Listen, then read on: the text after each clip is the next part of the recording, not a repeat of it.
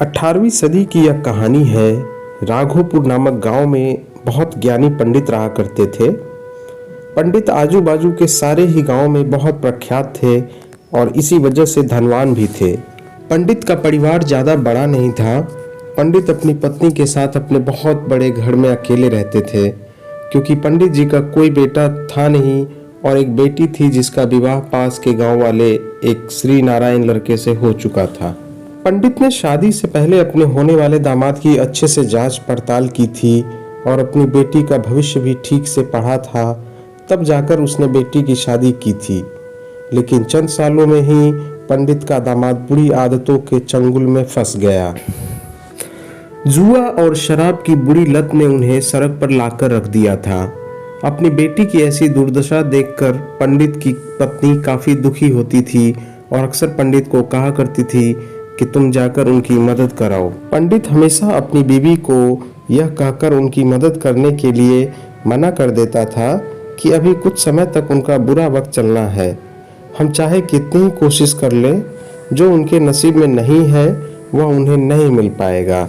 पंडित की ऐसी बातों से उसकी पत्नी काफी दुखी हो जाया करती थी और मन ही मन सोचती थी कि कैसा स्वार्थी पिता है, अपनी बेटी को इतने कष्टों में देखकर भी उसकी मदद करने के लिए मना करता है। आखिर भगवान ने जो इतना सारा धन धान्य दिया है उसका क्या करेंगे? हमें कोई और औलाद भी तो नहीं है, ले देकर एक यही बेटी है और उसके लिए भी कुछ नहीं करेंगे तो किसके लिए करेंगे? पंडित ऐसा नहीं सोचता था।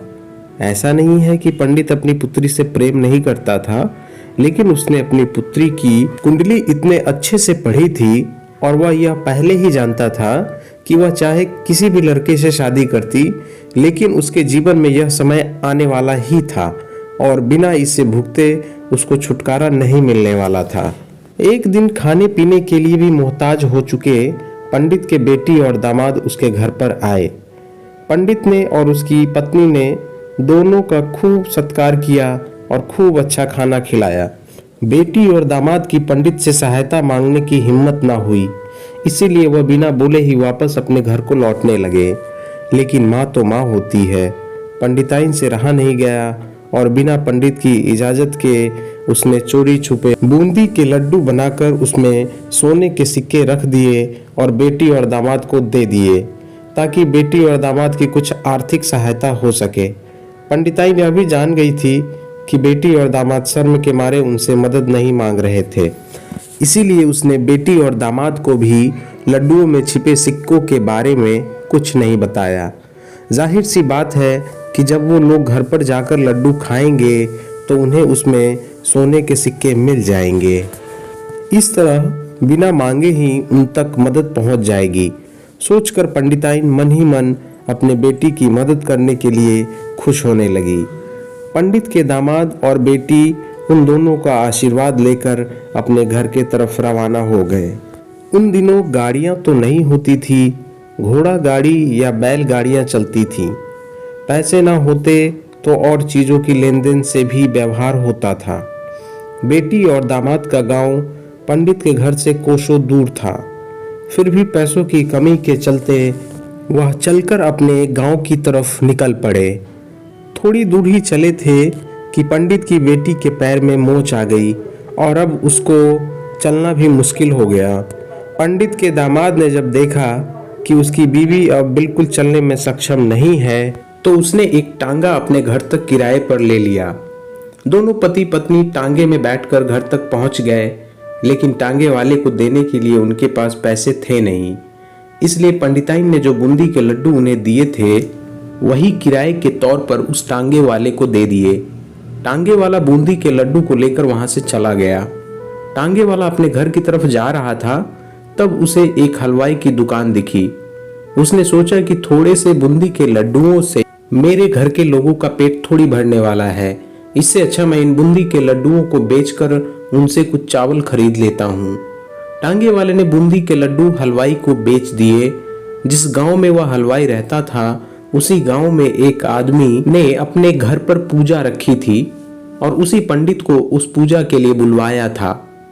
पूजा में लगने वाले प्रसाद के लिए उस आदमी ने उसी हलवाई से बूंदी के लड्डू लिए जहां पर उस टांगे वाले ने बेचे थे। हलवाई ने भी उस आदमी को टांगे वाले से खरीदे हुए लड्डू ही पहले दिए ताकि वह खराब न हो जाए, क्योंकि वह नहीं जानता था कि यह लड्डू कब बने हैं। पूजा खत्म होने पर दक्षिणा और बूंदी के लड्डू लेकर जब पंडित अपने घर आए और खाना खाने बैठा तो प्रसाद में लाए बूंदी के लड्डू खाते वक्त लड्डू से सोने का सिक्का निकला। इस घटना को देखकर पंडिताइन की आंखों से आंसू बहने लगे। पंडित ने जब पंडिताइन से उसके रोने का कारण पूछा तो पंडिताइन ने पंडित को सब कुछ बताया और पंडित से उनकी बातों पर भरोसा न करने के लिए माफी मांगी।